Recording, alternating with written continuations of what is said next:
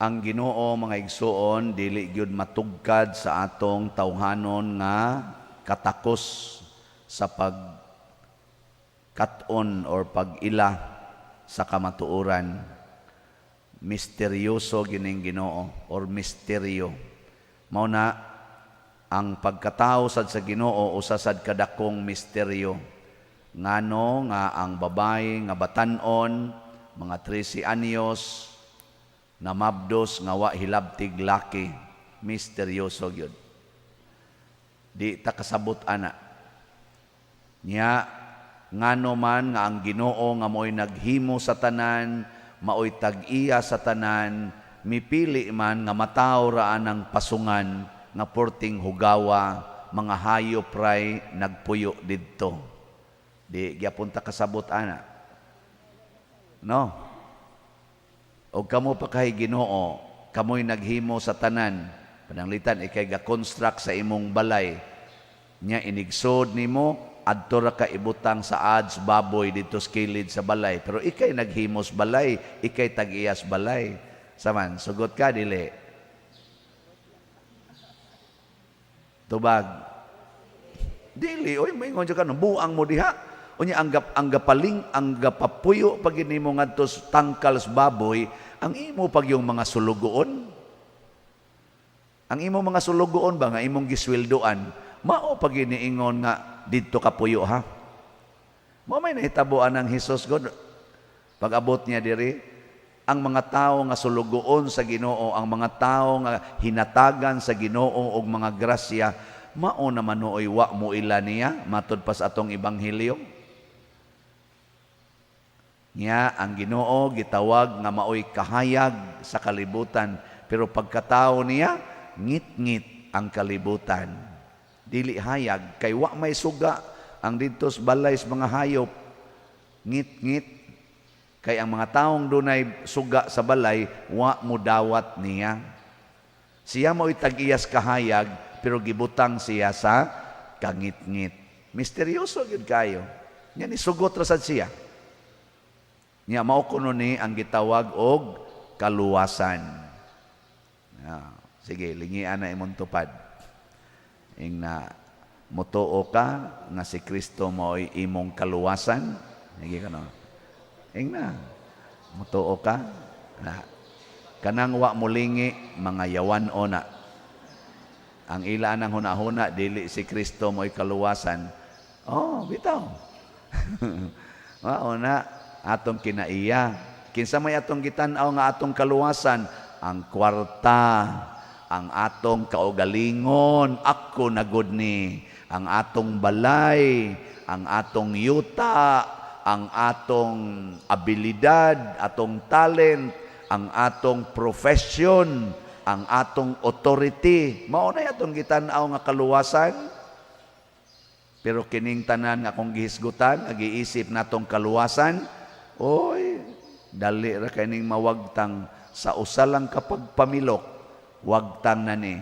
Dako kay kagbalay, usa lang kalinog, mga intensity 9, unya mga 1 minute.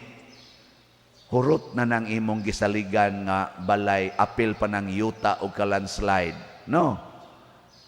Kanang imong talent, kanang imong abilidad, mo imong saligan, mabangga lang ang imong gisakyan karon inig-uli nimo, igkaugma bilarana na ka. Di ba? Ay, lingian na imong tupad. Ing na dali ra jud kang mamatay. Sige, ing na. Ing na ba imong tupad ba? Ing na dali ra kay kang mamatay. Bitaw, bisyap chupilo kamumot, usa ra ka bangga, patay. Kabuutan ato. Bisyap chupilo kamumot, layo ra kayo tao Ako layo ra kay ko ato, samot na mo. Pero kausa, padung pag yun magmisa, padung magmisa, imagine na. Nya kabuutan, obispo nga buutan, padung magmisa, gipatay pag yun. Pinaagig bangga sa sakyanan. Una, ay mo pag-ingon nga kasaligad ang sakyanan, maura na'y mo patay nato. Kanang imong pagkaon, nga daghan kay kag pagkaon, na kadaghas giputlas tiil tungod anang pagkaon. Kadaghan sa giatake sa kolesterol tungod anang pagkaon. Baig salig anang kaon. Labi na sige mo kaon hantod alas 12 gabi kay Notsi Buena. Nya punaan na sa ninyo karon kay holiday. Patay mo diya. Ikaugma adto kas ospital landig. Nya magsalig ka ng imong tupad, kanang imong bana, kanang imong asawa. Oy, sus. Wa ka kay bawo to asa na gimintin sa silingan. Ini ka discovery nimo, moingon jud ka, "Pastila, wa ko magdahom animal." Wa na dang imong kasaligan. Asa man ta mo salig manluluwas ang Ginoo. Matod pa sa atong katong unang pagbasa sa tuy gihisgutan didto ni Propeta Isaías, pagkatahom sa tiil nga nagsangyaw sa maayong balita. Pasabot ang atong isangyaw ngadto sa atong isig katawo, ang Ginoo mo'y atong manluluwas, dili ng mga armas, dili ng mga igugubat nga eroplano, mga tangke di gira, mga barkong igugubat nga gigamit ron sa Russia ug sa Ukraine, di na makaluwas nato. Ang Ginoo mo'y makaluwas niya. Nindot kuno kaayo ang mga tiil aning mga tawhana. Nganuman maghatag og kalipay. Okay. Lingi ay mong tupad sa ika-upat nga higayon. Ingna, kumustang imong tiil? Nindot? Kay naara ba usahay kaning atong tiil? Ato radyong gamiton paglakaw sa atong kaugalingong purpose. Suroy-suroy sad mo sa silingan, oy. Nya isangyaw, dahi ang atong manluluwas, ang Ginoo ra gyud. Labi na gitong kasigig paningil ni mog utang, ingna, dahi or sir, ma'am, ang atong manluluwas, ang Ginoo ra gyud. Luwas-luwas kada Ginoo, bayri tong utang nimo. Nya ka ang Ginoo ra gyud mo bayad anak, ma'am. Nya unsa man yang isulti nimo? Buang ka. Ana. Sagdi lang. O nganlan tagbuang basta nagsunod tas Ginoo. Ana, no? Nya matod pas atong tubag sa Salmo, ang tanang kautlanan sa yuta nakakita sa makaluluwas nga gahom sa Dios. Nakakita. Giunsa man pagkakita sa utlanan sa yuta, makaluluwas nga gahom sa Dios. Kanang adlaw, kinsa man ang gahom? Ha? Kusga. Nganong nisiga man ang adlaw ba kisam nang gahom? Kana, di nakakita gyud ang tanang kautlanan sa yuta. Kanang panganod, kinsa may butang ana diha, kinsa may nagpairog-irog ana nya mo karga pag yung tubig nga porting daghana, makalumos gud usahay, maka flash flood gud. Hangin, nagkargag tubig, lisod magani ikargag tubig bumbiro. Ingon sila, mga buangon kuno kay ta, kaya nga to kunong gitawag fire truck, unya ang karga tubig. So ang tawag unta kuno ana water truck. Pero panganod, kuya sa doy, panganod, gadag tubig. Isa may nakahimo ana, ang Ginoo. So nakakita yun, makaluwas ng tubiga. Kanang mga yuta, kaning yuta, kinsay gahimo aning yuta? Kinsay nangangkon si yuta? Ang mga yawan. Gilingian na imong tupad ina, nangangkon kag yuta. Kana bang ka ako ning yuta? Di ra ba na imo? Ang Ginoo na ang Ginoo na gahimo. Makakita kita sa makaluluwas kay kanang yuta, basta na yuta luwas gyud ka, kanang mag-travel kag barko nga wa na kay makitang yuta, unya purting kusugas bagyo. Sus, ini kakita nimo nga anay gasiga-siga, ay salamat makadunggo kita diha. Malipay kag nanay yuta, maluwas ka. Ang tubig sad makaluwasan kay pulos na lang sa yuta, wa nay tubig, patay sad ta. May kisa may gahatag adang tubig be. Kana, very good children. Kinsa may nangangkon sa tubig nga ginegosyo, ang mga buangon. Di na manghatag og tubig, hastang tuburan, kuralon, ako ning tuburan. Kaibyan nimong ilono diha eh. Mangangkon sa tuburan. Uy, batasan. Kini na lang. Kay sayon kay ning sabton, kinsay gabuhat sa imong naong. Sige. Kinsay gabuhat ana? Oh, kinsay niguba sa imong naong. Kanang niguba sa imong buhok, sa imong kilay, sa imong ari, kinsay nang guba? Ang parlor. Mao na giluwas tas Ginoo gikan sa kaulipnan sa sala nga maoy midagmal og mi himog kadaot sa mga maayong butang nga hinimo sa Ginoo. Muna hunong nata sa pagsunod aning tawhanon nga kinaiya nga makaguba.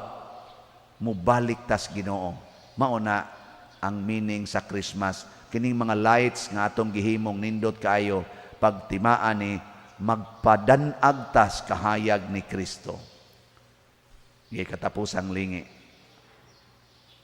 Ingna, sugod karon ayaw na nagubay mong naong ha. Sige, ingna. Mao na nindot nga Christmas gift. Unsa may makaguba gis naong kanang mukusmod ka. Guba kay nang imong naong ikusmod nimo bisag imo pa nang gipintalan igana nimo. Man guba. Unsa man aron mo nindot ang naong, smile. Sige. Last na lang gining lingi. Ingnang imong tupad. Smiley ba na? Merry Christmas. Wa gyud mulingi ang uban. Ano man hadlok nga pagayuag Christmas gift.